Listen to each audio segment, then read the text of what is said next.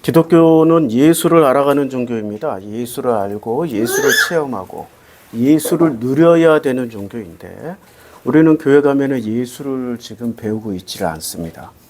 예수 대신에 인물을 배우죠. 이렇게 본받아야 되고 저렇게 본받아야 되고.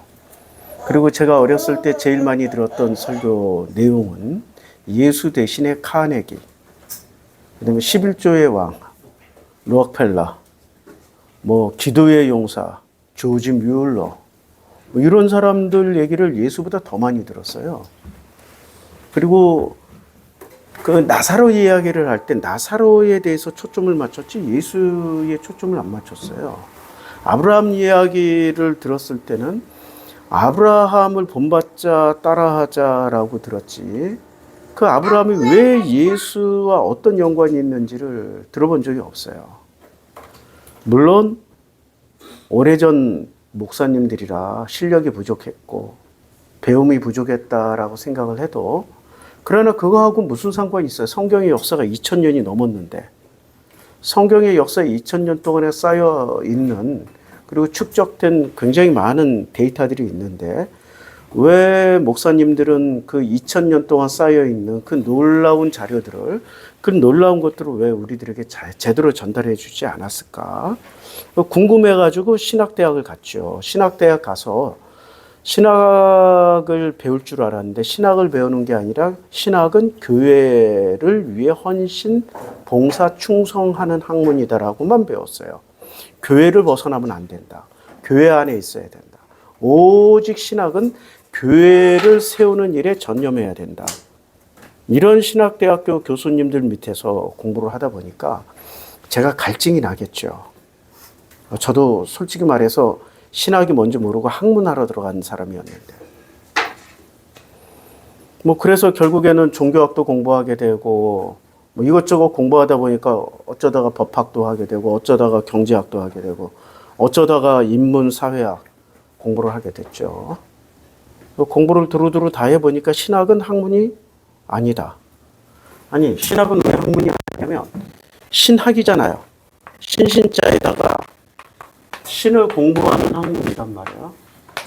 그러면 학문이란 말은 영어로 science라고요.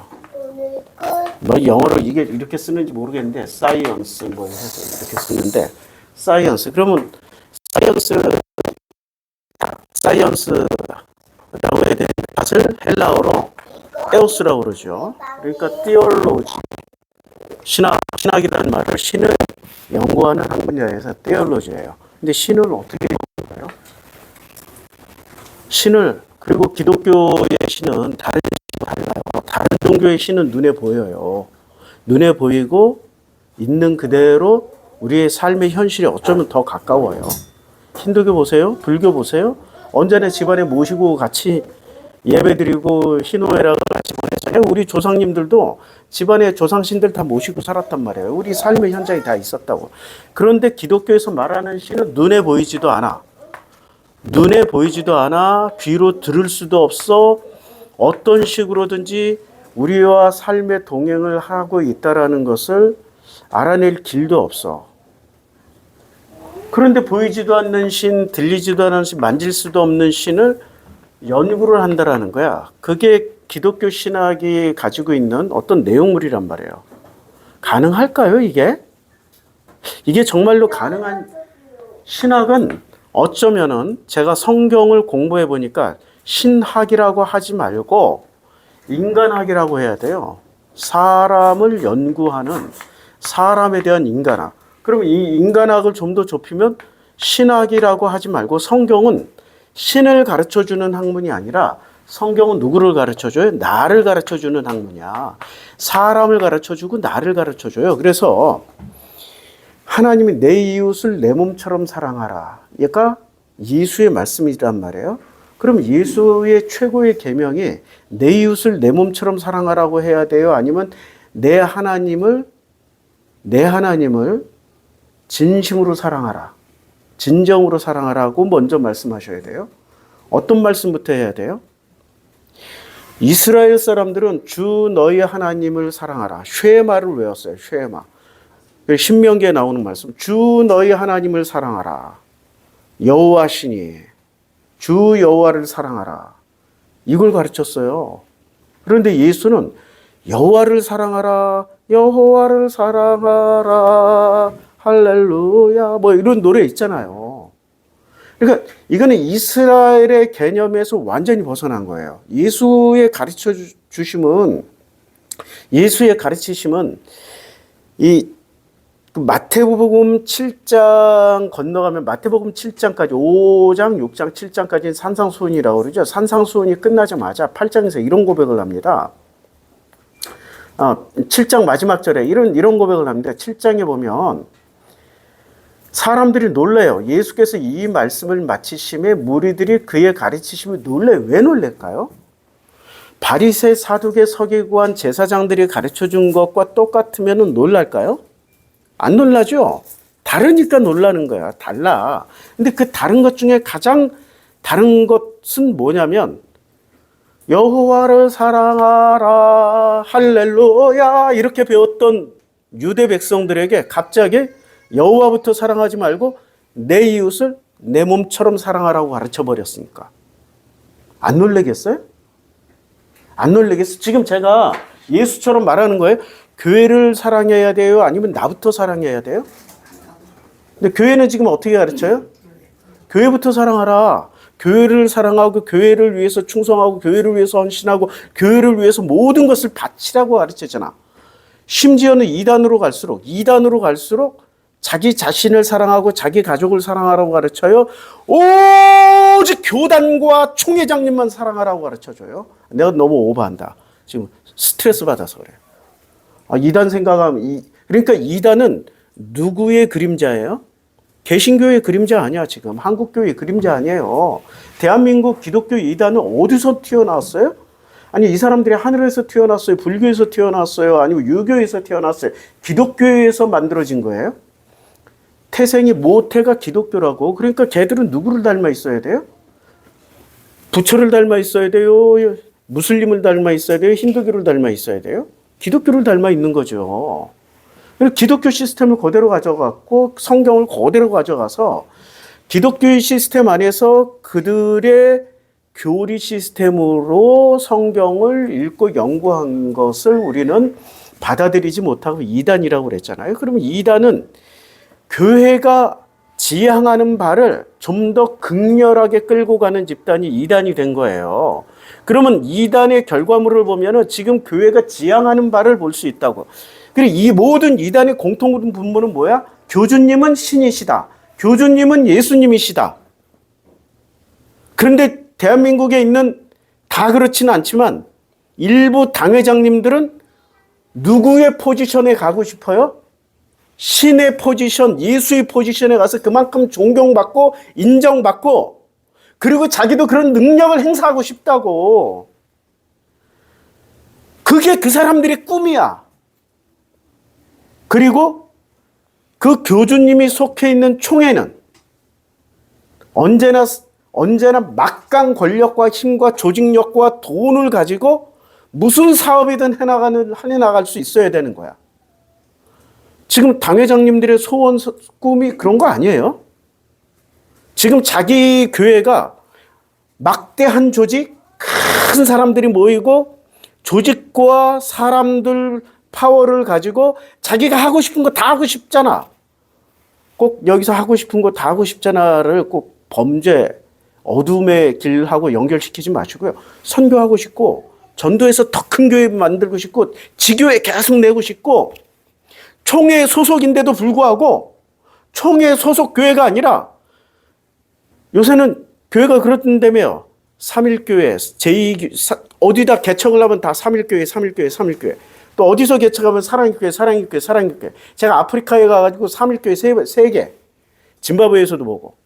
짐바브웨에서 못 봤다. 모잠비크 가서 보고. 잠비아 가서도 보고. 심지어는 저 부천에 있는 무슨 불기둥교회. 불기둥교회? 아니 이 총구석에 이 아프리카 총구석에 불기둥교회? 갔어. 쇠사슬로 잠겨 있더라고. 안에 이렇게 들여다보면 먼지가 깨끗이 쌓여있어.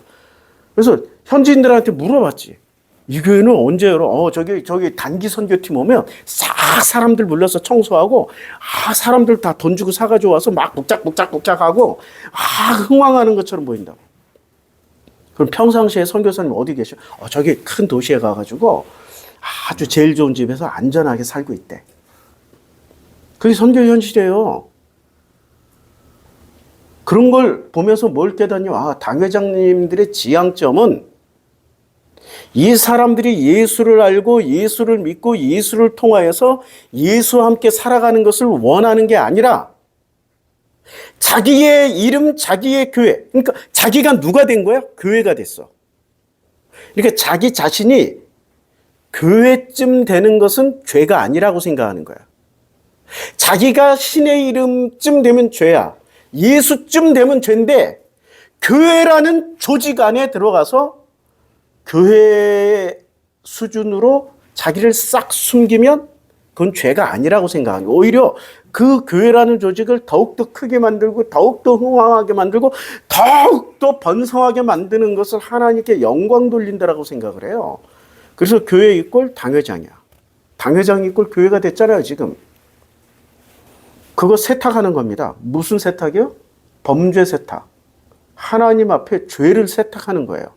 스스로 신이 되고 싶은 그 당회장님의 욕망을 교회라는 이름으로 싹 감추면서 세탁하는 겁니다. 그 세탁에 우리 성도들이 이용당하고 있는 거예요. 자기 가족을 헌신하면서. 저는 교육전도사를 87년부터 했으니까 거의 한 40년 목회한 거죠. 교육전도사부터 시작해서 그 부목사 그리고 이제 목사 안수를 95년도에 받았어요. 제가 사회생활 그 철도청 근무하다가 군대까지 갔다 와서 남들이 해야 될 코스를 미리 사회에서 다 하고 와가지고 목사 안수를 좀 논스톱으로 쭉 코스 밟아서 받게 된 케이스인데, 그때 그 교회가 제가 처음에 전도사 시절 할 때는 교회가 막 성장하던 시기였어요. 80년대 교회 최전성기지 않았습니까? 80년대가 90년대까지 그 전성기가 유지되다가 2000년도 와서부터는 완전히 교회가 내리막길로 가고 있는 거죠. 사람들은 이렇게 분석을 해요. 사회학적으로 소득 수준과 관련이 있다. 유럽 교회를 봐라. 소득 수준이 10,000불, 20,000불 넘어가기 시작하면서 30,000불부터는 해체가 되고 40,000불부터는 교회가 나락으로 간다. 50,000불 들어서면은 교회는 껍데기만 남고 사람들은 없고, 뭐 60,000불 들어가면은 이제 교회 건물들을 매각하기 시작한다. 그럼 무슬림이 산다. 우리가 무슬림 공포 엄청 심했잖아요. 90년대, 2000년도 초반만 하더라도 이슬람이 쳐들어온다. 이슬람을 막자. 각 교회가 막 캠페인 벌이고 그랬잖아요. 맞습니까? 이슬람이 그렇게 들어올 수 있을까요? 우리 한국 사회에? 그렇게 들어올 수 없어요. 아니 심지어는 IS 테러 조직이 무슨 뭐 알카에다 테러 조직이 우리나라에 무슬림 노동자들 많이 들어와 있잖아요. 파키스탄, 방글라데시, 뭐 이란에 가서 깜짝 놀랐어요. 이란 택시를 탔더니 택시 운전사가 완전한 퍼펙트 한국말을 써. 한국 분이세요? 예. 오, 한국말 왜 이렇게 잘? 저 한국에서 30년 살다 왔어요. 돈 벌어가지고 지금 택시 운전하는데, 그럼 그 살기 좋은 한국 왜 떠났어요? 정말 좋은데 아버지를 모셔야 돼가지고 아버지가 위독하셔서 왔다가 다시 못 나가고 주저앉았어요. 아유, 이러고 얘기를 하는 거야. 심지어는 한국 사람 탓하고 택시비도 안 받아. 한국 사람하고 비슷해. 돈을 막 줬대. 강제로 주려고 그래. 안 맞는데, 우리 손님, 형제 같은 분이 왔는데, 형제 나라에서 왔는데 그냥 받아가라. 네가 안 받는다고. 그래야 내 마음이 편하다고. 아니, 한국말을 나보다 더 잘한다니까. 이런 사람들이 들어왔을 때 테러 조직이 안 들어왔을 것 같아요? 그런데 웃기는 얘기인데 사실이야. 테러 조직이 들어와서 자기네들이 남는 시간 이제 일 끝나고 서구를 생각한 거야. 일 끝나고 이렇게 자기네들이 그 시간을 이용해서 폭탄도 만들고 정찰하고 정탐하고 보고하고 뭐를 하려고 그랬는데 아니 밤새도록 일을 시킨다라는 거야. 일 못하면 두드러 패고 욕하고 한 석 달쯤 살다 보니까 지쳐가지고 못하겠더라는 거야. 도망갈래도 도망갈 수도 없고 탈출도 못하고 그 시절에 개그 프로그램에서 사장님 나빠요 하던 그 시절 얘기예요. 사장님 나빠요. 그러니까 최악의 시스템에 들어와서 죽도록 일을 하는 거예요. 그런 외국인 노동자들을 보면서 저는 무슨 생각을 했냐면 옛날에 87년부터 전도사 생활을 하던 그 시절에 봤던 권사님, 장로님, 집사님 집을 생각하는 거야. 권사님, 장로님, 집사님들이 다 자녀들이 있었을 거 아니에요. 근데 그 자녀들을 아침에 깨워서 교회를 데려와야 돼. 근데 우리 자녀들 초등학생, 중학생, 고등학생들의 특징이 뭐야? 주일날 아침에 실컷 자고 싶은 거야. 근데 그놈들을 어거지로 깨워서 데려와. 그리고 교회까지 그냥 가. 교회까지 가면은 교회 가는 순간 모든 가족들이 뿔뿔이 흩어져야 돼. 같이 앉아서 미국 교회처럼 온 가족이 함께 앉아서 함께 찬양하고 함께 기도하고 하는 아름다운 모습이 아니라 한국 교회는 아빠는 성가대로, 엄마는 주일학교 교사로, 형은 무슨 어디야 청소년부로 가서 거기서도 성가대 쓰고 거기에 회장 무슨 뭐 직분을 맡아. 장로 아들 딸이라면. 그 다음에 동생은 유치부로 유년부로 갔다가 근데 유년부 유치부는 끝났는데 점심시간 됐는데 엄마 아빠는 계속 성가대 연습에 주일학교 교사 모임에 또 그거 끝나면은 또 여전도회 남전도회 봉사해야 돼. 여전도회 남전도회 끝나면 남선교회 여선교회 또 가서 선교 준비해야 돼. 뭐 해야 돼. 그 두 분이 일을 하는데 아침에 새벽에 가가지고 온 가족이 새벽에 가서 언제 보냐? 저녁 9시 넘어야 돼. 저녁 예배 끝나고. 지금은 이제 저녁 예배 있는지 없는지 모르겠지만 각 교회마다. 저녁 예배 끝나고 9시쯤 교회에서 이렇게 만나보면 애들은 이 블랙 타임이라는 게 생겨요. 깜깜한 그 깜깜이 스트레스가 생겨. 엄마 아빠가 점심 때부터도 엄청 바쁘잖아. 9시까지. 그 시간 동안에 어디 가서 마음껏 놀 수 있는 기회가 생겨. 부모님 물어보면 어디 가서 뭐 했어? 그럼 나 여기 교회에서 이렇게 뭐 했고 해. 뭐 그냥 교회만 있으면 되는 거야. 네. 내가 교회 제품하고 살고 있잖아요. 근데 교회 제품은 특징이 있어. 권사, 장로, 목사 딸로 성장을 했거나 아들로 성장하면은 기독교인 부모가 요구하는 거 딱 한 가지야. 뭘 요구해요? 예배 잘 드리고 성경 읽고 기도하고 착하고 바르게만 살면은 나머진 다 면죄부가 된다 안 된다. 이건 굉장히 신앙심 좋은 부모를 둔 자녀들의 기준이고 약간 이제 신앙심이 없는 부모를 둔 기독교인 자녀들은 예배 잘 드리고 약간 신앙심이 그리고 예배 교회 잘 나와야 돼. 그리고 내가 준 헌금 잘해야 돼. 왜냐하면 헌금 액수에 따라서 집안의 체크가 다 끝나. 주일학교 교사들이 전도사한테 얘는 얼마 했고 얘는 얼마 했고 평상시에 늘 1,000원씩 하던 애가 500원밖에 안 했어요. 바로 전도사한테. 그러면 전도사는 부목사한테, 부목사는 또 당회장님한테 보고 들어가면 이제 체크를 하는 거지. 좋은 말로는 집안에 어려움이 있어요. 이러고 안 좋은 말로는 애가 좀 삥땅 친 것 같은데요. 확인 좀 해보세요. 어려서부터 제대로 시켜야지. 어려서부터 이렇게 삥땅 치는 건 범죄예요? 죄예요? 지옥 가요? 이렇게. 그러니까 그 교회라는 조직 안에 들어가면 하나님을 만나기 전에 교회라는 감시망 속에서 이미 무서운 지옥 체험을 하고 있는 것 중이야. 그러니까 얘네들은 어디 가서 용감하게 뭘 저지를 수도 없어. 교회의 시스템은 사회를 축소한 거 아니에요. 벌써 이 시스템의 조직의 맛을 봤기 때문에 밖에 나가서 뭐를 하려고 해도 자신감 있게 할 수가 있다 없다? 없는 거야 없는 거야. 그래서 내가 가끔 아니, 왜 설거지 진짜 잘해. 아니, 왜 맨날 나에게 찬밥, 신밥, 냉장밥, 냉동밥, 썩은 밥, 상한 밥을 줘? 나는 매 순간 따뜻한 밥을 먹고 싶어. 막 한 따뜻한 밥. 나 그거 한 그릇이면 반찬도 필요 없어. 그거 한 그릇이면 돼. 근데 가치관은 어디다 뒀어? 일상생활의 소소한 것의 중요함에 그걸 중요하다고 배웠어요? 아니면 지금 예배드리고 기도하고 찬송하고 이런 것의 우선순위의 가치관을 두고 배운 거예요? 어디에 가치관을 두고 배웠어요? 그렇죠? 이런 거 못하는 거 자기가 혼나본 적이 없어. 이런 것 가지고 무슨 싫은 소리 들은 적도 없어. 아니, 처음에 싫은 소리 듣고 처음에 혼날 때는 세상이 무너지고 죽을 것 같지만 100번쯤 1000번쯤 들어봐. 일상생활이 돼요.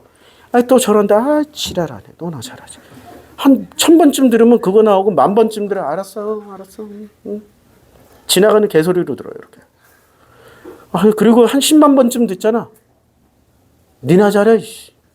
이러고 나와. 편안하게. 근데 처음 듣잖아. 그럼 세상이 어떻게 돼요? 무너져. 세상이 무너져. 막 자존감이 무너지고 자존심이 막 올라오기 시작해. 한 10,000번쯤 들은 여자하고 살아야 되는데 한 번도 안 들은 여자랑 살으니까 어떻게 돼요? 가정의 평화와 안녕을 위해서 누가 희생해야 돼? 솔로몬 재판 나왔잖아.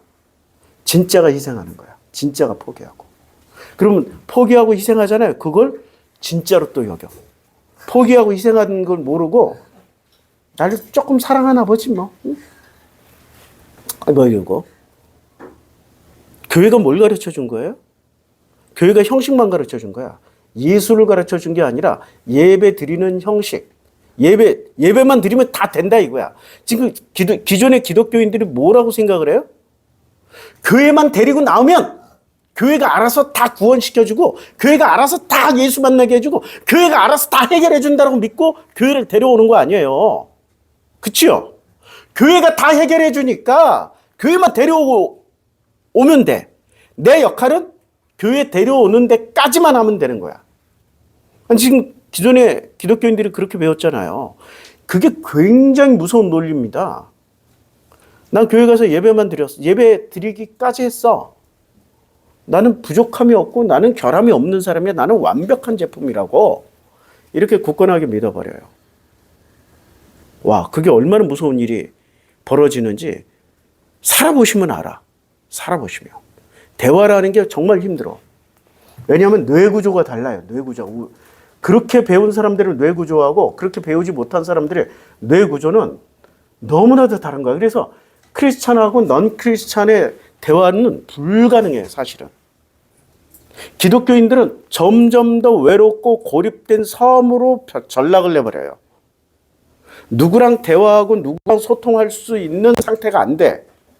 용어도 벌써 달라. 기독교인들이 쓰는 용어를 만약에 쓰잖아요? 그러면 그 용어는 보통 사람들, 세상 사람들은 못 알아들어요. 우리 총동원 전도주일 헌신을 해야 되는데 그 헌신을 위해서 우리 천재단을 쌓아야 돼. 천번제예요? 1,000번제. 나도 헷갈려. 1,000번제에 들어야 되고 우리 이것을 세상 사람들이 다 알아들을 거라고 생각을 하는 게 착각이야.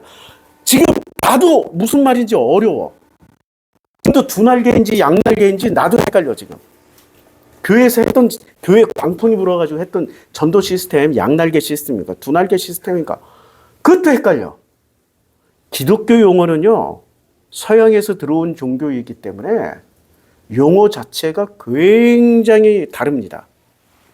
굉장히 달라요. 우리는 마음의 민족이지 영혼의 민족이 아니야.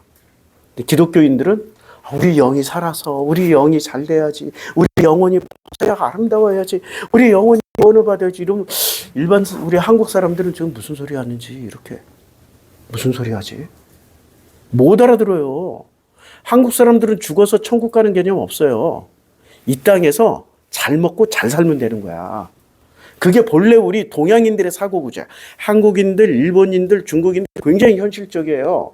죽어서 천국 가는 개념은 서양인들 개념이야. 기독교가 오기도 전에 서양인들이 이혼론 사고를 가지고 있었기 때문에 육은 나빠, 육은 타락해서, 육은 더러워, 육은 정말로 보잘것없어. 그러나 우리의 가장 순수한 것은 저 너머에 있어. 그 너머, 하늘 너머, 저 너머, 그게 영의 세계야. 그게 순수의 세계고 그게 플라토닉 러브만 해도 아름다워질 수 있는 세상이야. 육은 세 가지 종류가 있어. 아가페, 필레오, 그 다음에 그 육체적인 에로스, 이 세 가지가 이렇게 다 나눠요, 계속. 근데 우리는 몸뚱이가 하나면 됐지. 뚱뚱하냐, 날씬하냐, 그 차이만 있는 거지. 무슨 몸뚱이에서 무슨 아가페가 나오고, 필레오의 사랑이 나오고, 무슨 에로스의 사랑이 나오고, 에로스의 사랑은 천박한 사랑이고, 필레오 사랑은 형제간의 사랑이니까 본능이고, 에로스의 사랑으로 승부. 내가 어렸을 때 교회에서 그따위로 배워가지고, 에로스의 사랑을 하느라고, 이야, 정말 엄청 나를 쳐서 복종시키느라고 젊은 시절을 20대, 30대로 송두리째 까먹은 세대가 됐습니다. 진짜 나는 배운 대로 하는 사람이었거든. 교회에서 가르쳐준 대로 사는 사람이었어. 그랬더니 한 가지 부작용이 생겼어요. 여자를 알아요? 모르는 거지. 그러니까 여자도 모르는데 하물며 내가 여자를 모르는데 내가 나를 어떻게 알아? 내가 나를 모르는 거지. 성경의 목적은 뭐라고요? 성경은 신을 가르쳐주는 책이에요? 아니면 나를 가르쳐주는 책이에요? 성경의 방향성은 신을 가르쳐주는 게 아니야. 신학이 아니라고. 성경은 나를 알아가는 자신을, 나라는 존재를 알아가는 자학하는 책이야. 말이 좀 이상하다. 자학이다. 나를 공부하는 자학이야. 셀프 사이언스라고 그래야 되나? 나를 알아가는 책이야. 근데 서구는 신이 어디 있다고 얘기를 해요? 저 너머에 있다라고 생각하고 전제 조건이 그게 저 너머에 있어. 그냥 무조건 거기는 순수하고 아름다운 세상이야. 거기는 죽음도 없고 아픔도 없고 슬픔도 없고 전쟁도 없고 모든 것이 완벽하게 세팅되어진 저 천국, 하나님 나라.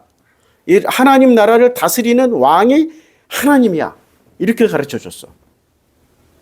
그리고 그 너머에 그 나라를 가기 위해서 지금 육이 있는 이 땅, 지금 이곳은 너무나도 타락하고 더럽고 여기서 발 담가봤자 묻는 것은 똥밖에 뭘 밟아. 막 흙 밟고 똥 밟고. 그러니까 어떻게 해야 돼? 여기서는 대충 살고 거룩한 일에, 보화스러운 일에 헌신, 봉사, 충성하다 보면 저 너머의 영화로운 나라에 가. 이 논리가 결국에는 우리를 뭐로 만들었어요? 주인으로 내 삶의 나라는 인간의 나의 주인은, 나의 주체는 나가 되는 걸로 만들었어? 아니면 나의 모든 눈, 코, 입, 생각, 감정까지 전부 다 이 당회장님께 맡겼지. 그냥 교회에 갖다 놨지. 왜요? 이 세상은 너무 더러우니까. 얼마나 무서운 논리입니까, 지금 이게. 굉장히 무서운 논리예요. 집에 가서 화를 내면 돼요, 안 돼요? 교회에서 가르쳐줬잖아. 집에 가서 화내면 안 되지. 근데 화 안 낼 수가 있어요? 절대 그럴 수가 없어. 모르는 사람들끼리 있으면 화 안 나요. 근데 가족끼리 있으면 화가 굉장히 많이 나. 근데 그것을 이렇게 이런 것을 내 인격을 위해서 가르쳐 준 대로 배운 대로 참고 견디고 인내하면은 그 다음에 좋은 것이 오겠지라고 하는데 참고 견디고 인내하다 보면 뭐가 돼요? 스트레스가 되고 우울증이 되거나 화병이 돼. 둘 중에 하나야. 우울증이 되거나 화병이 된다고. 스트레스는 가는 방향이 밖으로 나가느냐 안으로 들어와서 나를 치느냐 둘 중에 하나밖에 없어. 나를 치면 우울증이고 밖에 나가서 너를 치면 화병이 돼버리는 거예요. 명확하다니까 과학적으로. 그런데 교회는 어떻게 가르쳐줘요? 착하게 살아라, 바르게 살아라 해놓고 진심으로 착하게 살고 바르게 사는 길을 가르쳐주는 게 아니라 프로그램을 만들어서 참는 법, 인내하는 법, 견디는 법,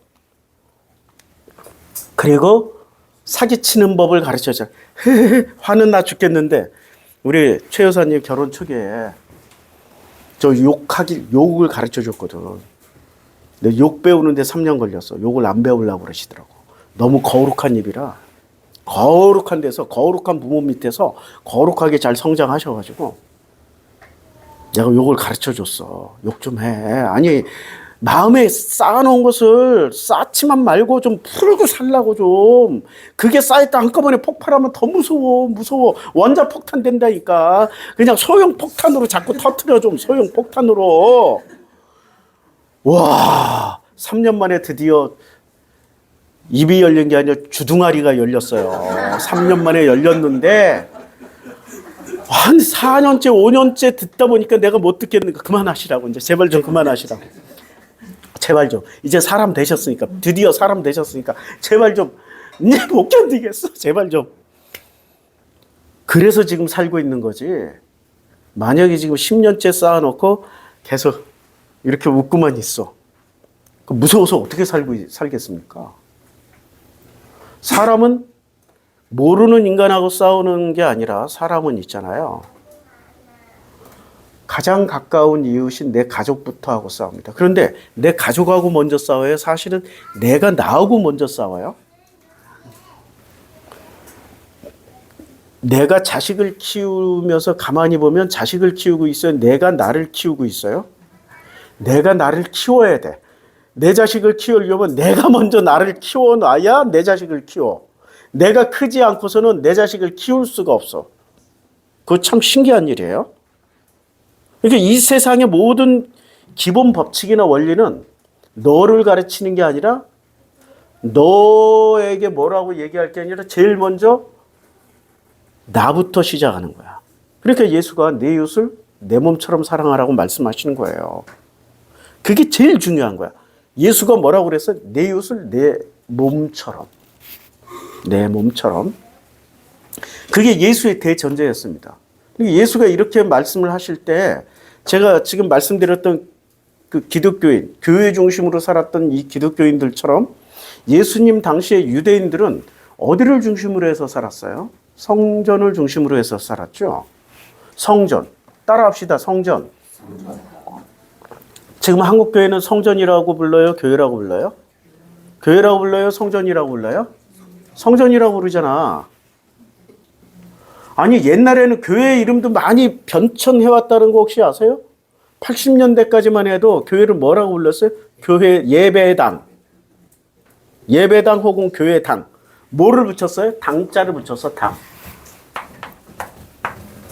이 당은 예수께서 십자가에 달리시기 직전에 잡혀갔어요.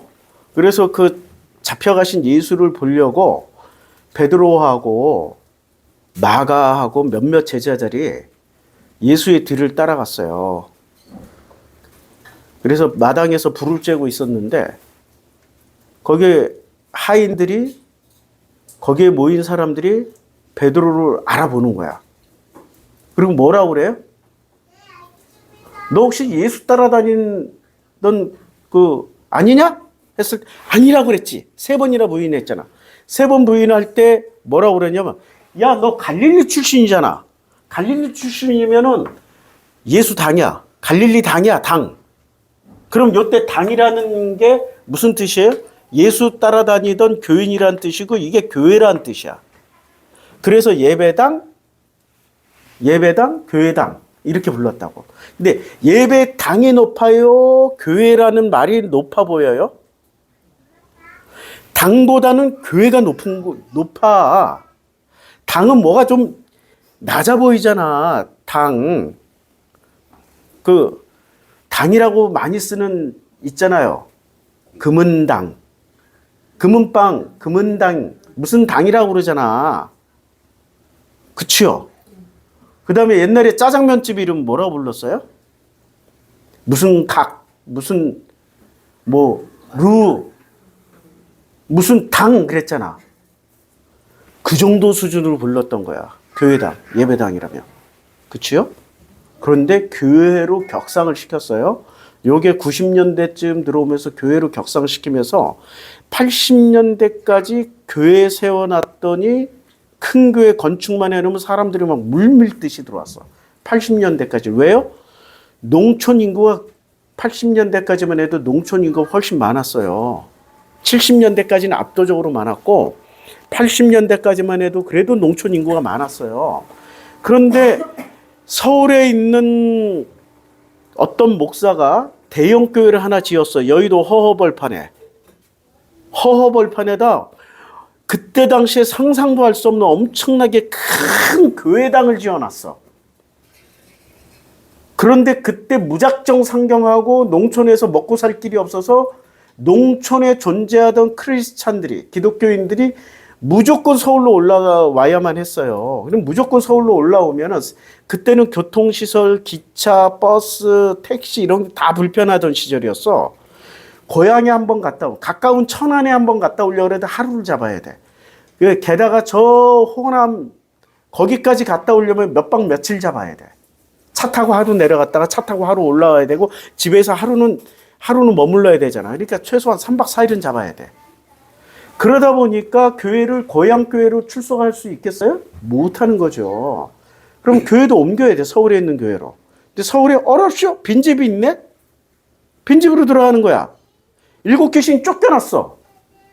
이렇게 물이 있나 하고 돌아다니다 와서 보니까 어렵쇼? 깨끗하게 청소가 돼 있고 큰 집이 생겼네? 동무들 불러다가 그리로 들어가는 마치 모습처럼 교회당만 지어놓으면 꽉꽉 채워졌어요. 왜요? 왜? 농촌에 있던 기독교인들이 상경을 했어. 그때는 도시에 있는 기독교인보다 농촌 기독교인들이 훨씬 많았습니다. 농촌 기독교인들이 상경해서 가야 될 곳은 기존의 교회 가면 텃세 버리고, 텃세 엄청 심한데요. 얼마나 심한데요, 텃세가. 저기 100년 된 교회, 광화문 근처에는 100년 넘은 교회 많아요. 연동 무슨 교회. 아이고야, 그 100년. 내가 그때 선교사 나가기 전에 목회 그만두고 가끔 이렇게 교회 투어를 할 때가 있었어요. 그래서 100년 넘은 교회들, 광화문 근처에 특히 왜 그렇게 많았을까요? 선교사들이 아펜젤러, 언더우드가 다 어디서 살았어? 광화문 근처에서 다 살았다고. 연세대학교 광화문 넘어, 이화여대 광화문 이자, 모든 대학교들이 다 그 광화문 근처에 다 생겼어요. 선교사들이 세운 대학교가. 그러니까 광화문 근처에 교회들이 거기서부터 생겨난 거야. 그리고 광화문 근처는 100년 넘은 교회 많아요. 제가 100년 넘은 교회, 그것도 혼자 가서 딱 앉아 있으면 아무도 관심 안 가져. 심지어는 그 교회 당회장도 관심 없어. 진짜 무슨 투명 인간이야. 와서 앉았다가 밥 먹으려고 그러고 이렇게 한 번씩 쳐다봐. 위아래를 한번 훑어보고. 그래서 한 번은 진짜 한 110년 된 교회를 아는 분과 함께 갔어요. 그 교회 출석하고 있었던 이미. 갔어. 그랬더니 같이 오신 분 누구세요? 막 소개. 와, 비교가 되더라고. 근데 딱 한 번 인사하고 밥 먹을 때 밥 한 번 먹고 그 다음에 나 혼자 갔어요? 관심도 없어. 심지어는 교인 등록하라고도 얘기를 안 해. 우리 교회에 와도 등록하라고 얘기 안 하잖아. 근데 바로 요 길만 건너가도 그 교회 가잖아요? 계속 등록하라고 그래. 전화번호. 계속 등록하라고 그래. 그러니까 한국교회 신자들이, 그중에 시골에서 올라왔던, 농촌에서 올라왔던 교인들이 기존의 교회 가면은 못 견딥니다. 그러니까 어디를 가야 돼? 텅 비어 있는 데 가야 돼. 텅 비어 있는. 그래서 여의도 순복음 대박 쳤죠. 그래서. 그리고 여의도가 그때는 여의도가 모든 교통을 그 여의도로 만들 때 아니에요. 국회의사당 있고. 그래서 교통도 좋지.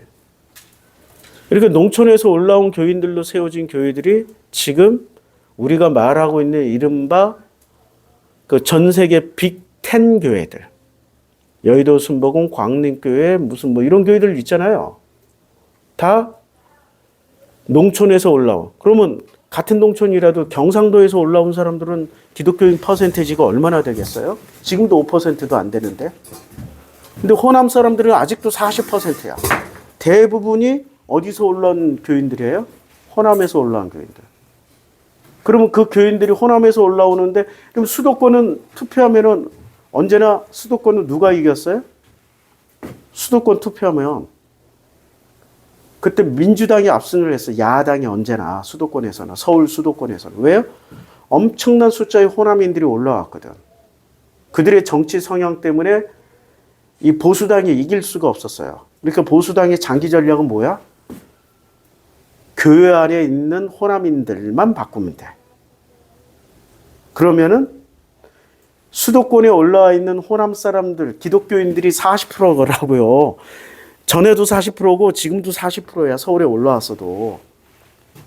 호남 사람들의 40%가 바뀌면 총선, 대선, 몽땅 다 누가 먹는다? 보수당이 먹는다. 이게 장기 플랜이에요, 이게. 박정희의 장기 플랜이야. 그대로 가고 있지요. 그리고 기독교인들은 거기에 대해서 비판 의식이 전혀 없어요. 자기들이 지금 어디로 끌려가고 있는지 몰라. 예수한테 가고 있는지 아니면 이데올로기로 끌려가고 있는지를 모른다고. 그러니까 자기 자신을 알고 있는 거예요? 모르는 거지. 내 이웃을 내 몸처럼 사랑하라고 그랬는데 내 이웃을 사랑하려고 왔더니 내 몸처럼 나를 사랑하는 것처럼 사랑하는 거야. 근데 나도 사랑하지 못하는 자가 너를 사랑하려고 하면은 이걸 뭐라고 그래요? 성경에서는 위선이라고 그래요. 그걸 위선이라고 그래. 가짜 선이야, 가짜. 진짜 선이 아니라 진선이 아니고 위선이야, 가짜 선이야. 진짜 선을 행하라고. 하나님은 뭐를 받아요? 진짜를 받아. 진심을 받고 진선을 받지 위선은 받지를 않아. 그러니까 하나님을 몰라도 너무 모르고 예수를 몰라도 너무 몰라. 그리고 교회를 출석하면 출석할수록 나를 배워요? 당회장님을 알게 돼요? 아니 왜 당회장님의 학력까지 우리가 다 알아야 되냐고? 학교에서 그 유학 가서 무슨 일을 겪었다는 거 왜 우리가 그것까지 다 알아야 돼? 왜 당회장님의 집안에 무슨 뭐가 있고 당회장님이 월급을 얼마를 받고 당회장님이 무슨 어디에 해외 선교에 어디를 갔다 왔고 누구를 만났고 왜 그 주일마다 광고가 전부 그따위야? 우리가 왜 당회장님을 왜 배워야 되냐고. 예수도 못 배우고 나도 못 배우고 교회 가면 나를 배우고 나를 알게 되고 내가 누군지 내가 어떻게 살아야 되는지 내가 무엇을 하는지 무엇을 해야 행복하는지 내 가족은 어떻게 해야 행복하고 감사하게 살 수 있는지를 배워야 되는 게 교회 가서 배워야 될 거 아니에요? 근데 교회 가서 뭘 배우고 있냐고. 왜 당회장이 일거수일투족만 배우고 있냐고. 제가 아프리카 가가지고 깜짝 놀랐어요. 아프리카의 짐바브웨에서 제일 큰 교회가 셀레브레이션 처치입니다. 목사가 백인이야. 미국에서 오신. 그 교회는 예배 시간이 5시간이에요. 3부로 예배를 드려. 5시간씩 3배. 그 교회당은 얼마나 큰지 한 번에 10,000명이 들어가고 그 목사님은 전용 비행기를 타고 다녀요. 전용 비행기. 공항에 자기 비행기가 있어. 그 비행기를 타고 아프리카든 미국이든 어디를 다녀. 대통령보다 돈이 더 많아. 아, 내가 진짜 짐바브웨 대통령 다 공식적으로는 돈이 한 푼도 없는 분이야. 근데 전 세계에서 현금 부자 1위인데 그분보다 현금을 더 많이 쓰는 분이 셀레브레이션 처치 목사야. 근데 그 교회에서 5시간 예배를 드리는데 5시간 예배 드리는 돈에 헌금을 10번을 해. 아프리카는 막 사람들이 아멘 하고 박수치고 할렐루야 하잖아. 그럼 헌금하면 돌아가. 이렇게 잠자리채. 한 10번은 잠자리채 돌려. 그런데 그 5시간 예배 중에 예배가 특이해요. 그냥 찬송하고 막 부흥하고 들고 뛰고 해. 5시간 뛰어요. 흑인들이 얼마나 힘이 좋은데 50분 하다 지쳐서 이렇게 앉아있으면 다 쳐다봐. 같이 또 뛰어줘. 5시간 뛰고 나면은 하늘이 노래져서 나와. 근데 그 사람들이 진짜 아침, 점심, 저녁도 안 먹고 5시간 예배를 3타임 다 뛰는 사람도 있어. 간절하다고. 그 사람들은 간절. 뭐가 그렇게 간절한지 봤더니 5시간 예배 중에 설교를 중간중간 30분씩 40분씩 한 3-4번을 하는데 설교 시간 내내 뭘 하냐면은 목사님의 동정, 그때 빔 프로젝트로 보여줘요. 그게 15년 전, 15년 전 얘기인데 빔 프로젝트로 보여주시면서 목사님이 대통령 어느 나라에 가서 어느 대통령을 만나서 어느 선교 계약 체결을 하고 오고 막 그리고 거기는 또 마누라도 목사, 아들 셋도 다 목사야. 우리 아들 목사님은 어디를 다녀오시고 미국에 가서 또 뭐를 어디에 방문하시고 다 5시간 예배 동안에 목사 가정 자랑을 그렇게 많이 해. 가족 자랑. 근데 아프리카 사람들은 그게 그렇게 부러운 거야. 그 사람들의 소망은 예수와 함께 살고 싶다가 아니라 저 목사처럼 살고 싶다. 저 목사의 가정처럼 살고 싶다. 저게 행복이다. 저렇게 사는 게 행복이다라고 끊임없이 세뇌당하고 있는 거야. 가스라이팅 당하고 있는 거예요. 행복이 뭔지를 모르는 거야. 행복이 뭐라고요? 예수와 동행하는 게 행복이 아니라 저 목사님 가정처럼 살아가는 게 행복이다. 우리 각종 교회를 다 거쳐서 여기까지 오신 분들이잖아. 프로시쿠마이 교회까지 오기 전에 많은 교회를 거쳐서 오셨잖아요. 잘 한번 되돌려 보세요. 내 행복의 기준이 목사 가정이었는지 예수였는지, 내 행복의, 내 감사의 조건이 저 목사 가정처럼 사는 건지 예수였는지 한번 천천히 되돌아보세요. 그러니 우리는 뭘 배웠냐고, 교회에서. 그래서 뭐를 해야 돼? 그러면 출애굽을 해야 돼. 출애굽은 왜 필요해요? 거기서부터 나와야 돼. 출애굽은 어디서부터 시작해야 되냐고. 출애굽은 내가 나를 찾아가는 여행이 출애굽의 목적이어야 돼. 누구를 찾아가요? 내가 나를 찾아가는 여행의 시작이 출애굽의 첫 걸음이야. 그러면 출애굽 광야 40년 끝나면은 드디어 내가 누군지를 알게 될까요? 모르게 될까요? 알게 돼. 알게 돼서 가나안 땅에 들어가서 그 세대가 살아있는 동행을 했어요.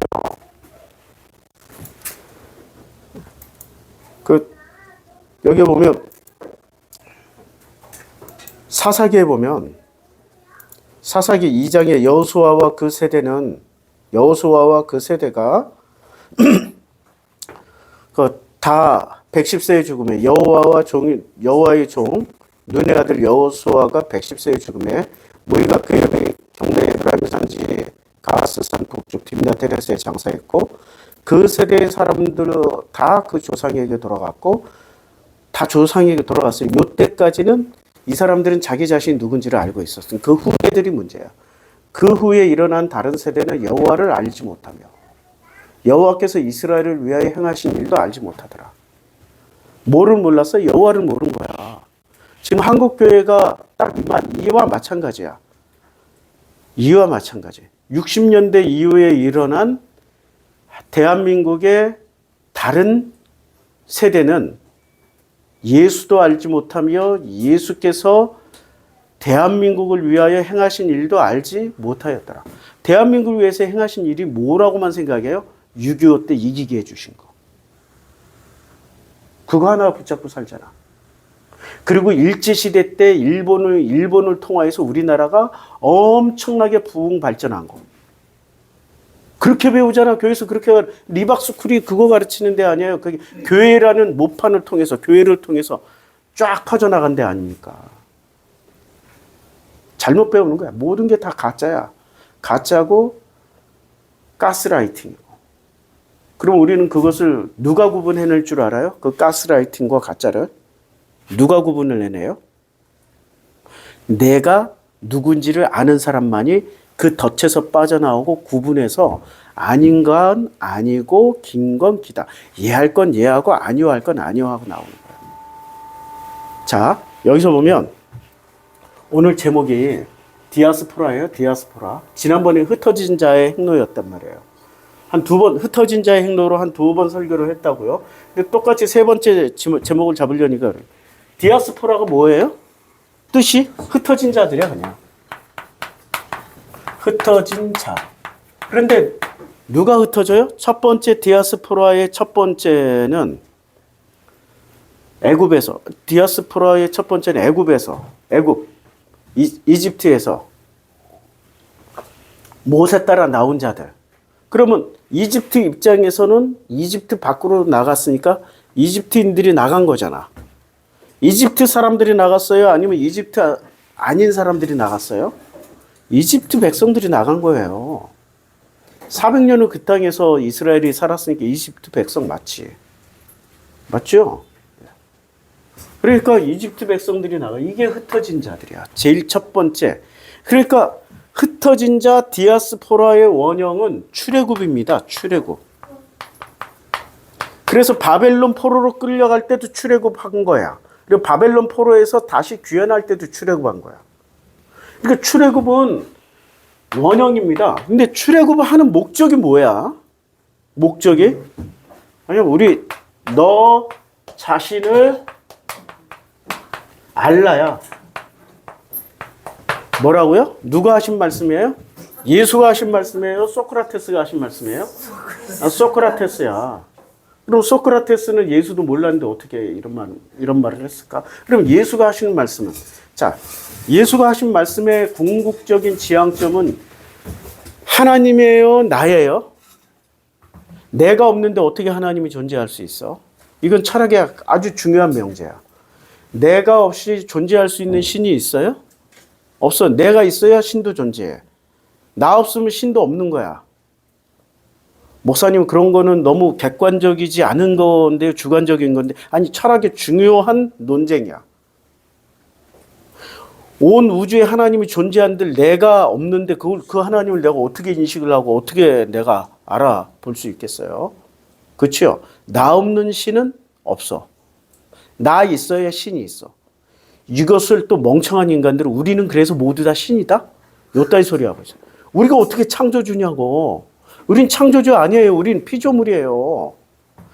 창조주와 피조물의 차이를 망각을 하는 거야. 그러면 스스로 신이라는 사람들한테 내가 물어봐. 그러면 신처럼 완벽하십니까? 온전하십니까? 그럼 머뭇머뭇하지. 그러면 행복하세요? 감사하세요? 만족하세요? 매 순간 보람되세요? 누가 거기에 만족하고 살 수 있겠어요? 그 불교의 스님들 보세요. 행복하냐고, 보람되냐고, 만족하냐고. 그리고 고승들은 다 초월한 듯이 말하지. 근데 그 고승 중에 한 분이, 유명한 분이 말씀하셨잖아. 산은 산이고 물은 물이다. 근데 양자물리학으로 보면 그거 맞아요? 안 맞아. 예수의 관점에서 보면 그게 맞아요? 예수가 하신 말씀 중에 가장 유명한 말씀, 이 산을 들어. 자, 바다에 물에 던지우라 하면은 물속으로 들어간다고. 이게 맞는 말이에요? 틀린 말이에요? 현실적으로는 불가능한 말이지만 그게 양자물리학의 어떤 원칙이라고. 우리는 전부 다 뭐로 이루어져 있어요? 원자야, 그냥. 나도 원자, 얘도 원자, 얘도 원자. 전부 다 원자야. 원자가 어떻게 결합하는지에 따라서 나는 사람이 되고 얘는 그냥 모니터가 되고 얘는 책이 되는 거야. 그러면 내가 사람이 되었으면 사람의 이 하나님이 흙을 빚어서가 아니라 원자를 빚어서 나를 만들어 놨으면, 그러면 한 번밖에 없는 인생이잖아. 우리가 죽어서 내 기억을 그대로 가져갈 수 있다고 생각을 하세요? 그거 어떻게 알아? 아무도 몰라. 아무도 모른다니까. 그런데 한 번밖에 없는 내 인생을 왜 교회에다 몽땅 갖다 바쳐야 돼? 그리고 교회에다 갖다 바치는 것까지는 괜찮은데 왜 그것을 당회장의 모든 공로로 삼아서 당회장은 내가 바친 인생을 발판으로 왜 더 큰 교회로 영전해서 가시냐고, 이 개새끼야. 아이 진짜 씨. 왜 수많은 교인들의 희생을 발판으로 삼아가지고 왜 더 큰 교회로 가는 징검다리로 삼냐고, 사다리로 삼냐고. 욕 안 하려고 그랬는데 욕했어요. 아, 진짜. 너 부러워서 그렇지? 부러워요, 부러워. 마음껏 비난하세요. 그런데 그거 아세요? 희망과 기대와 가능성을 가지면은 행복해야 되는데, 희망과 기대와 가능성은 행보로 가야 되는 게 맞죠? 희망과 기대와 가능성이 있으니까 행복해야 되잖아. 그런데 실제로 희망과 기대와 가능성을 보고 사는 사람들은 행복하게 살아요? 내 자녀에게, 내 아들과 내 딸에게, 지금 진영이만 한 애들에게 희망을 봤어. 어떤 희망을 봤어? 어떤 기대? 야, 노래 잘한다. 야, 너 목소리 좋다. 야, 막 움직이는 거 보니까 춤도 잘 출 것 같아. 야, 너 어떤 가능성을 봤어. 이때부터 행복하게 살아요? 집착을 하기 시작해요? 우리는 이걸 행복과 집착을 착각을 한다고. 행복해져야 되는데 집착을 해. 집착을 해서 뭐를 해요? 통제하고 지배해. 야, 그렇게 하면 안 돼. 너 학원 가야 돼. 엄마가 시키는 대로 학원 가야되니까. 엄마가 어떻게 해서 찾아낸 유명 학원 선생님인데, 이 선생님은 진짜로 상도 몇 번 받았고, 거기 가서 배우면 너 기초를 잘 잡아야 돼. 5살 때 기초 못 잡으면 나이 먹을수록 힘들어져. 맞죠? 요새 다들 그렇게 살잖아요. 행복과 집착을 착각하는 거야. 그럼 왜 착각을 하죠? 이유가 있을 거 아니에요. 이유가 뭐예요? 너 자신을 모르기 때문에 그래. 나 자신을 알면은 희망과 기대와 가능성이 집착으로 가는 게 아니라 그냥 행복한 희망, 행복한 기대, 행복한 가능성으로만 봐줘. 그리고 정말로 그것을 원할 때, 뭔가를 원할 때 내가 진짜 징검다리가 되어줄게 하고 자기를 희생해요. 근데 그걸 착각을 해. 집착으로. 그래서 집착을 하는 순간부터 한국, 내가 나라 이름을 적을게요. 엄마들의 공통분모. 이 나라의 엄마, 중국, 한국, 끝판왕, 인도. 이 나라의 엄마들의 특징이 뭐예요? 자식에 엄청난 집착을 해. 자식을 자식으로 여기지 않고 너의 행복을 위해서 내가 지금 고속도로를 만들어주고 있는 거야. 내가 만들어 놓은 이 고속도로로만 가면은 너는 행복하게 살아. 그렇게 해서 만들어진 놈이 주진우야. 그렇게 해서 만들어진 인간이 윤석열이고 한동훈이야. 부모들이 다 빵빵한 재산가들이고 금수저로 태어났잖아. 하나는 공안검사 아들, 하나는 무슨 다 검사 아들이. 한 분 빼놓고 교수 아들. 만들어줬어. 만들어줬더니 성공은 했어. 행복하냐고. 행복해 보여? 뚜껑 쓰고 오는 놈이? 키 높이 신고? 컴플렉스 상처 덩어리라고 지금 그 말은. 가발 쓰고 키 높이 신고 언제나 자세 이상하잖아. 애가 무슨 자연스러운 게 없잖아. 이러고 뭐 자연스러운 게 없잖아. 그 주진우 보라고 남 까는 데만 열심히 해. 그럼 사람들이 내 설교 요새 댓글 달대? 너도 비판하자 이 새끼야 이러고. 어휴, 댓글 달아주니까 감사하더라. 오늘 아침에 오니까 실시간으로 댓글이 달리고 있더라고요. 지난주 설교에. 와, 이런 일도 벌어지네. 근데 좋은 말도 있고 안 좋은 말도 있고 감사해 그냥. 왜 나는 감사할 줄 알까? 내가 나를 알아. 나는 집착을 버렸어. 뭐를 했어요? 집착을 포기했어. 포기하면 어떻게 돼요? 아무 기대도 없어. 가능성에도 무게를 안 둬. 희망도 없어 그냥. 포기라는 말은 희망도 없고 기대도 없고 가능성에 무게중심도 안 둬. 발끝 하나라도 이렇게 안 올려놔. 포기했으니까.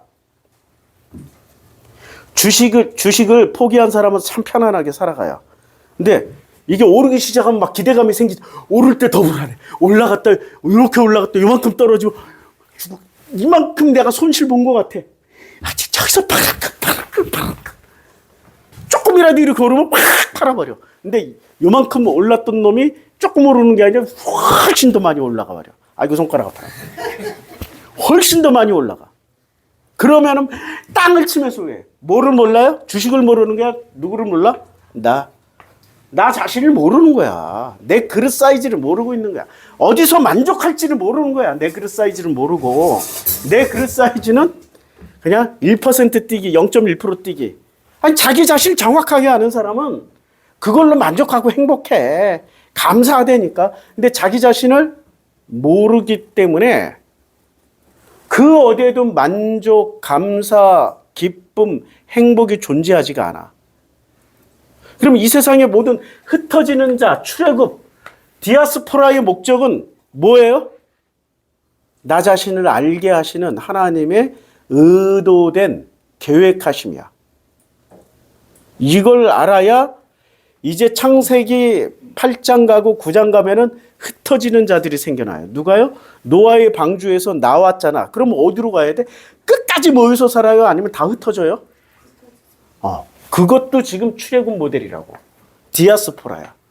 성경은 계속 흩어진 자들의 이야기라고요. 그러면 흩어지더라도 나를 모르고 흩어진 놈들은 불안불안해. 근데 나를 알고 흩어진 자들은 어떻게 돼요? 살든 죽든 뭐를 잘하든 못하든 괜찮아. 괜찮다니까. 그러려니 하면서 살아. 근데 그러려니가 됩니까? 안 되는 거예요. 굉장히 그거 힘든 겁니다. 불가능한 일입니다. 그러려니도 안 됩니다. 그러니까 자, 오늘 성경 말씀을 제가 또 찾아놓은 게 있는데요. 일단 창세기 7장을 이제 오늘 띄고요. 땅 위에 움직이는 생물이 다 죽었으니 이제 물이 가득 찼어요. 40일 주야로. 물이 찰랑찰랑해. 그러니까 땅 위에 움직이는 생물이 다 죽었어요. 곧 새와 가축과 들짐승과 땅에 기는 모든 것과 모든 사람이라. 이거 이런 일이 다시 벌어질까요? 안 벌어질까요? 지구는 계속 이런 거 벌어져요. 이걸 지구 리셋이라고 그래. 과학 용어로 지구 리셋. 이 일은 자연재해로 일어나든 아니면은 기후변화로 같은 말이지. 기후변화로 일어나든 아니면 저기 유성 하나가 좀 큰 게 떨어져. 유성 하나가 100kg짜리가 사이즈가 달덩어리만한 게 하나 떨어져. 그러면 어떻게 돼요? 지구는 순식간에 모든 게 불바다가 돼가지고 몇천 년 동안, 몇만 년 동안 생물체 없이 이 지구라는 것을 돌아가는 거죠. 그런 역사들은 지구 역사 50억 년 가운데 수없이 반복됐던 것들이에요. 유성이 바다로 떨어졌다. 조금 큰 거 100kg짜리 말고 그냥 사이즈가 한 10kg짜리가 바다 위로 펑 떨어졌다. 태평양 한가운데 떨어졌다. 그럼 어떤 일이 벌어질까요? 엄청난 쓰나미가 전 세계적으로 다 일어나는 거죠. 그거는 과학 유튜브 찾으면 다 나와요. 별똥이 조그만 게 떨어져야 별똥이지 큰 덩어리가 떨어지면은 그건 전 지구적으로 대재앙이 일어납니다. 지금 7장 21절은 그런 걸 상상할 수 있는 내용이에요. 땅에 움직이는 생물이 다 죽었어요. 다 죽었어요. 곧 새와 가축과 들짐승과 땅에 기는 모든 것과 모든 사람이라 육지에 있어 그 코에 생명의 기운의 숨이 있는 것은 다 죽었어요. 생명의 기운의 숨이 있는 것은 다 죽었어요. 그러니까 지금 여기서 강조하는 거는 방주에 타고 있는 존재들만 살았다는 얘기예요. 그런데 이건 성경의 세계관이에요. 실제로 더 읽어보면 그 후에 읽어보면 셈함 야벳의 후손으로서 그 후손들만 살아야 되잖아. 근데 이미 인류는 굉장히 많은 인류가 존재하고 있었다고요. 그리고 여기는 신화라는 것은 팩트일 수도 있고 그 팩트를 통해서 메시지를 받을 수가 있다고요. 그러면 목사님은 보수적인 근본주의자, 문자주의자 아니에요? 라고 물으면 맞아요. 저는 성경을 문자 그대로 있는 그대로 성경의 우선 텍스트 중심으로 이해를 해요. 텍스트에 없는 거는 나도 잘 몰라. 계속 읽어보자고요. 지면의 모든 생물을 쓸어버리시니 곧 사람과 가축과 기는 것과 공중의 새까지라. 이들은 땅에서 쓸어버림을 당하였을 때 오직 노아와 그와 함께 방주에 있던 자들만 남았어요. 물이 150일을 땅에 넘쳐. 150일 동안에 물로 인해서 다 죽었다는 얘기야. 그러면 이 정도가 되려면 어떻게 해야 돼요? 물이 히말라야 에베레스트를 넘어야 되네. 에베레스트 밑에 한 해발 7,000m까지만 가면은 다 죽나? 7,000m까지만 가면 다 죽어요. 7,000m 이상에서는 어떤 생명체도 살 수가 없어요. 바이러스는 살 수 있겠지. 근데 심지어는 바이러스도 없으니까 7,000m급에서 죽은 사람들은 그대로 썩지도 않고 그대로 있어. 그거 아세요? 에베레스트 올라가면 시체 엄청 많다라는 거. 그동안에 100년 동안 죽은 사람들이 거기서 뭐 어디 데리고 내려오는 것도 힘들어. 그건 불가능해. 숨을 쉴 수가 없는데 거기서는.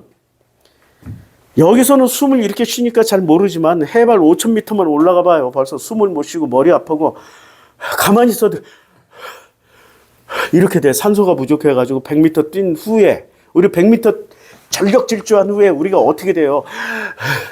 세상이 노랗고 어지러워지잖아. 세상이 노랗고 숨 크게 한번 쉬었더니 어지러워지네.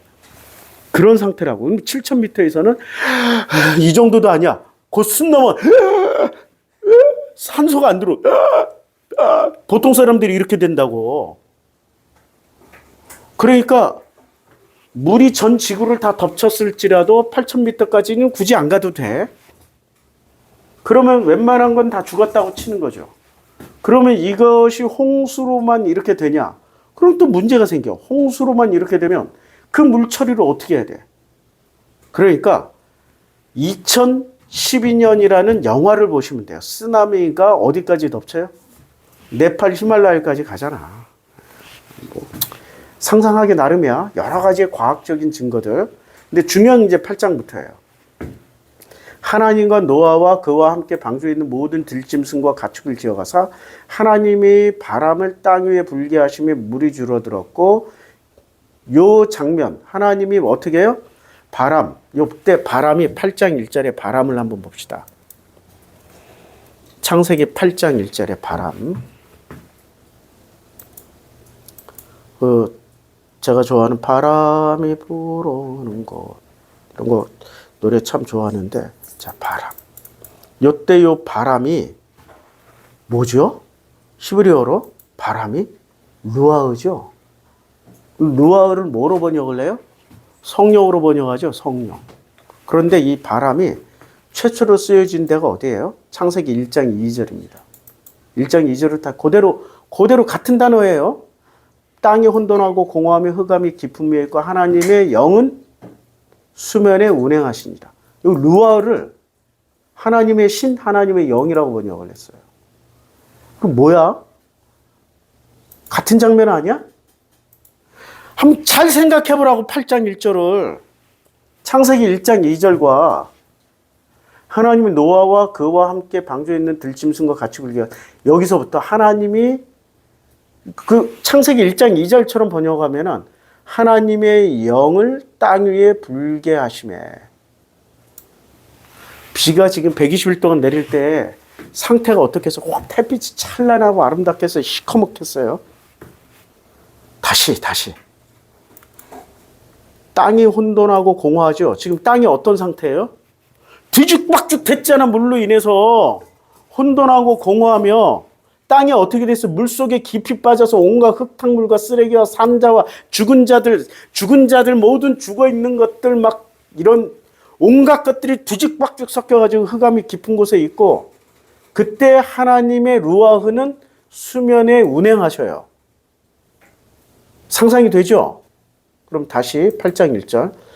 하나님의 루아흐를, 하나님의 영을 땅 위에 불게, 수면 위에 운행하시는 거야, 지금. 지금 창세기 1장 2절이 어디서 반복이 돼요? 8장 1절에서 반복되면은, 그러면 이때 이제 창세기 1장 2절이 반복되는 것처럼 1장 2절이 8장 2절에서 반복되는 것처럼 다시 창세기 1장으로 넘어가면 땅이 혼돈하고 공허하며 흑암이 깊음 위에 있고 하나님의 영은 수면 위에 운행하실 때 하나님이 이르시되 빛이 있으라 하시니 빛이 있는 거야. 그럼 이때부터 새로운 질서를 부여하시겠죠. 빛이 있으라 라는 말씀으로 하시면 좋은데 얼마나 쉬워. 그러면 너무 쉽잖아. 그거 다 빼버리는 거야. 다 빼버려. 그리고 다 빼고 뭐를 하냐면 언약을 다시 세워버려요. 9장에서 언약을 다시 세우는데 그 언약을 세우는 장면의 끝판이 뭐예요? 무지개를 언약의 징표로 세워주십니다. 자, 하나님이 이르시되 내가 나와 너희와 함께하는 모든 생물사에 대대로 영원히 세우는 언약의 증거는 이것이니 내가 내 무지개를 구름 속에 두었나니 이것이 나와 세상 사이의 언약의 증거다. 그럼 다시는 이제 물로는 심판 안 하시겠다는 거야. 그리고 또 불로도 심판 안 하시겠다고 그랬어. 물과 불로. 그러면 그동안에는 지구는 계속 뭐로? 물과 불로 계속 심판당했던 거지. 그게 심판이에요? 자연현상이에요? 그러니까 오죽에 쓰면 스피노자 같은 대철학자가 하나님을 만나고 싶어? 그러면 하나님은 인격으로 만나지 말고 자연 질서 안에서 만나. 자연 질서가 곧 하나님이야. 스피노자가 말을 했어요. 스피노자 유대인이에요. 어려서부터 여호와 배워왔던 사람이에요. 엘로힘 배워왔던 사람이고. 내가 더 똑똑해? 스피노자가 더 똑똑해? 둘이 수학 대결 한번 해봐. 누가 더 똑똑해? 스피노자가 훨씬 더 똑똑해. 나 자신을 알면은 스피노자를 인정해. 근데 나 자신을 모르는 인간들이 꼭 남을 인정 안 해. 자기를 모르는 것들이 남을 인정 안 한다니까. 신기하게. 자기를 아는 사람은 타인도 인정해줘. 자기를 아는 사람은 겸손할 줄도 알고 자기를 아는 사람은 숙일 줄도 알아. 자기를 아는 사람은 질 줄도 알아. 져봐야 별거 없거든. 전쟁이 아닌 이상은, 총알이 날아오는 전쟁 아닌 이상은 져봐야 뭐 일상생활에서 지는 거. 자존심만 좀 내려놓으면 돼. 아유, 그랬습니까? 아이고, 예, 죄송합니다. 죄송합니다. 아유, 괜찮아요. 그럼 옆에서 자기 자신을 모르는 것들을 어떻게 오해를 해? 저 바보 새끼 아니죠. 무시하고 와.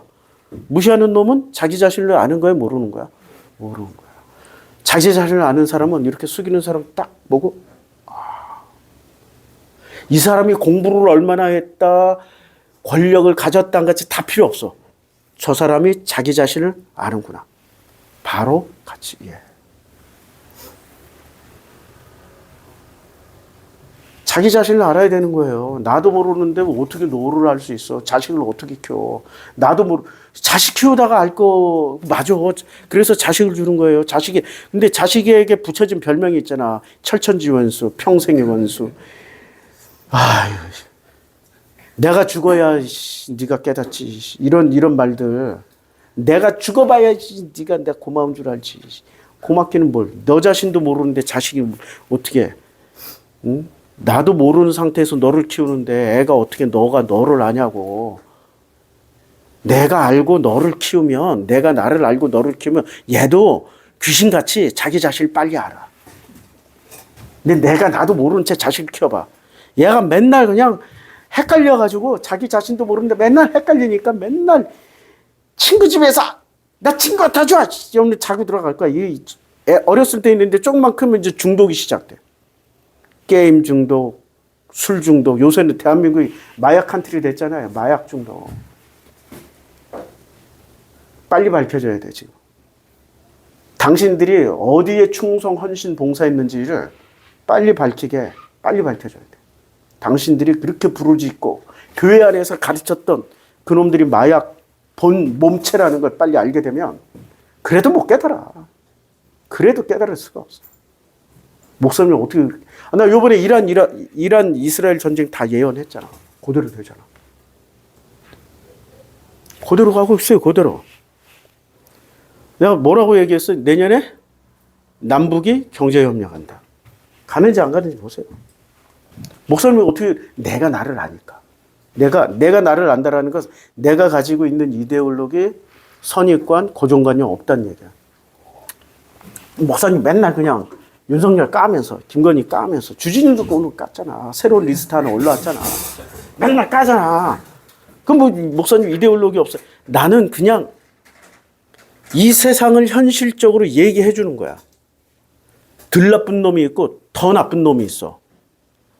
그게 보이는 거야. 덜 나쁜 놈이 보이고 더 나쁜 놈이 보여. 그리고 좋은 놈은 없어요? 있지. 자기 자신을 아는 사람이 최고 좋은 사람이야. 그 사람이 하나님 보시기에 선한 사람이야. 선한 사람. 다른 기준은 없어요. 자기 자신을 모른 채 큰 일을 해도 그건 하나님 보시기에 악한 거야. 왜? 그 사람은 스스로 신이 될 거니까. 스스로 신의 자리에 올라가서 스스로 신을 증명하려고 하는 행위일 뿐이야, 그게. 그건 내려놔야 돼요. 내려놔야 돼요. 그래서 그 8장에 바로 넘어가면 이제 이 장면을 이해를 해야 8장 2절부터 이해가 됩니다. 지금 노아의 홍수는 새 창조라고 그러잖아. 근데 왜 새 창조야? 반복이 되잖아. 창세기 1장이 다시 반복되는 거예요, 지금. 오케이? 여기까지 하겠습니다. 여기까지 하고 이제 기도하겠습니다. 하나님, 참 어려운 설교, 없는 분야를, 없는 길을 가고 있습니다. 그래도 이렇게 들어주시고 함께 하시고 또 격려해주고 위로해주시는 성도님들이 있어서 감사합니다. 또 악성 댓글도 감사합니다. 그분들을 통해서 나를 한번 돌아보게 되고 또 한번 되짚어 봅니다. 내가 진짜 이데올로기를 버린 놈인지 아닌지 다시 한번 확인하게 되고, 그죠? 모든 것이 아버지의 은혜요, 감사요, 고마움입니다. 이제 내가 기대하고 내가 가졌던 그런 희망과 기대가 집착이 되지 않고 다 포기가 되어서 진짜 내 안에서는 포기된 자의 행복과 기쁨이 넘쳐나도록 축복하여 주시옵소서. 예수님의 이름으로 기도드렸습니다. 아멘. 찬송가 301장입니다.